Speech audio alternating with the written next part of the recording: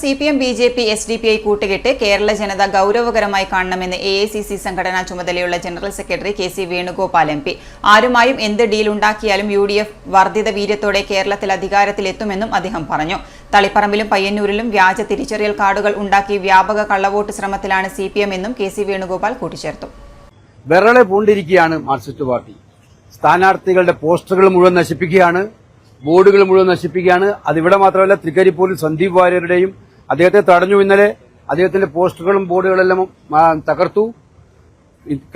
ആ സാഹചര്യങ്ങളിൽ സ്ഥാനാർത്ഥികൾക്ക് നേരെ ഭീഷണി. ഇപ്പൊ G. സുധാകരന്റെ ഡ്രൈവറെ കൊല്ലുമെന്ന് പറഞ്ഞ് ഭീഷണിപ്പെടുത്തിയിരിക്കുകയാണ്. അപ്പൊ CPM-നകത്ത് നിന്ന് പുറത്തു വന്നിരിക്കുന്ന നേതാക്കളെയെല്ലാം ചന്ദ്രശേഖരനുണ്ടായ അനുഭവം ഓർമ്മിപ്പിച്ചുകൊണ്ടാണ് മാർക്സിസ്റ്റ് പാർട്ടി തെരഞ്ഞെടുപ്പിൽ നേടാൻ നോക്കുന്നത് എന്നുള്ളതാണ് യാഥാർത്ഥ്യം.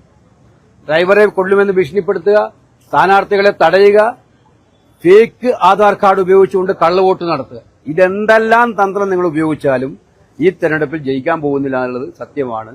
ജനങ്ങൾ, പ്രത്യേകിച്ച് യഥാർത്ഥ കമ്മ്യൂണിസ്റ്റുകാർ ഇത് മനസ്സിലാക്കുന്നുണ്ട്. അതിൽ വിരളി പൂണ്ടിട്ടാണ് കമ്മ്യൂണിസ്റ്റുകാർ വോട്ട് ചെയ്യുന്നത് പോലും ഭയപ്പെടുകയാണ് മാർക്സിസ്റ്റ് പാർട്ടി.